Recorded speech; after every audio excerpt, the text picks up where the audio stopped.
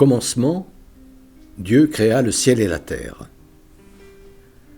Lorsqu'on ouvre un livre sacré, toujours se demander « Que veut me dire cette parole du Créateur, à moi, aujourd'hui ?» Les textes qui suivent reflètent la manière dont moi je m'y prends pour les comprendre. Premier point. Notre vie est importante. La laisser filer inconsciemment, instant après instant, jusqu'à ce que nous mourions, faute de pouvoir faire autrement, est insensé. Ce passage sur terre est infiniment précieux. Nous devons impérativement le réussir. Deuxième point. Nous ne sommes pas là par hasard. Si le Créateur nous a mis sur terre, nous devons comprendre pourquoi. Qu'attend-il de nous ? Quelle mission a-t-il voulu nous confier ? Chacun de nous doit le trouver. Sans aucun doute, cela doit être précisé quelque part. Dans l'infini des étoiles, de la mer, des montagnes, dans les objets dont nous nous servons, dans les plantes, les animaux, les êtres humains avec lesquels nous vivons et auxquels, comme à nous, le Créateur donne ce bien ô combien précieux qu'est la vie.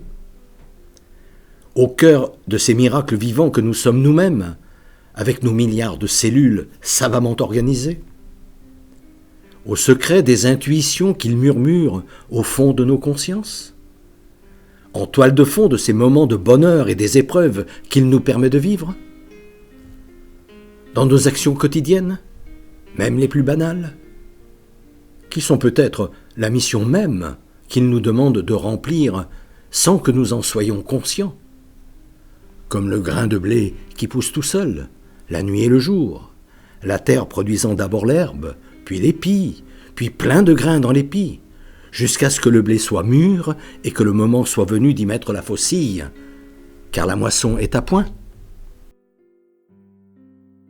La règle de base. De même que notre corps ne cesse de se transformer depuis notre naissance jusqu'à notre mort, et que notre intellect, notre bibliothèque intime, s'enrichit progressivement de savoir tout au long de la vie, il est normal qu'évoluent les connaissances spirituelles qui animent notre âme. Les Écritures saintes servent à cette évolution-là.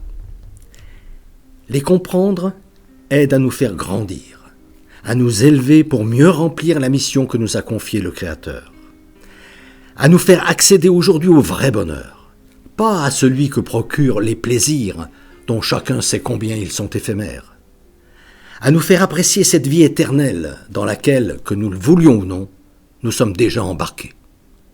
Après notre mort, nous aurons bien le temps de voir ce qu'il en est de la vie future que nous laisse imaginer l'intime conviction que nous sommes immortels. Au cours de notre balade dans les rues de la vie, osons pousser les portes de ces magasins de bonheur aux vitrines alléchantes que sont les Écritures saintes.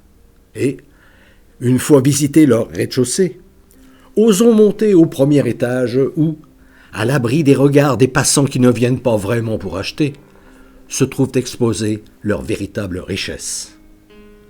En acceptant d'avance que nous ne les voyions pas toutes en une seule visite. L'intention de ce livre n'est pas de vous dire qu'il faut me suivre dans ce que j'écris, mais de vous donner envie de vous approprier, en les comprenant par vous-même, ce qu'enseignent l'une ou l'autre des Écritures saintes que nous transmettent nos traditions religieuses. Ayant alors saisi que notre Créateur utilise ces Écritures pour aider les aveugles que nous sommes à clarifier la raison pour laquelle il nous a mis sur terre, vous serez mieux armés pour transformer en actes qui lui soient réellement agréables ce qu'il essaye de nous faire entendre d'abord par nos consciences et les merveilles de sa création. Et vous comprendrez que, s'il nous a donné une intelligence, ce n'est pas pour que nous perdions notre temps à définir et à proclamer qui il est. Car donner une définition, c'est enfermer dans des limites. Et concernant notre Créateur, décider qu'il est ceci ou cela est pure vanité pour quelque créature que ce soit. même pour les plus intelligents d'entre nous. Une œuvre d'art peut-elle dire qui est le peintre, le sculpteur ou le musicien qui la crée? Ou une planche, le menuisier qui la rabote?